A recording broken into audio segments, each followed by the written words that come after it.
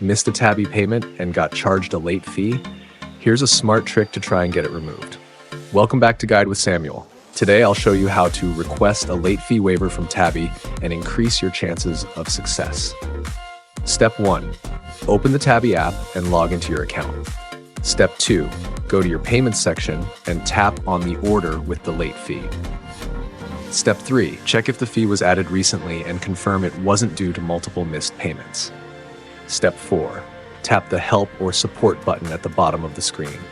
Step 5. Choose I was charged a late fee as the reason and start a live chat or send a message.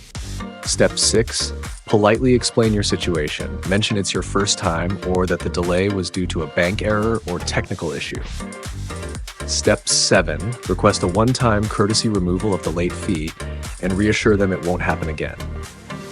Step 8. Wait for Tabby's response. They usually reply within 24 to 48 hours. Tip: being polite and honest greatly improves your chances.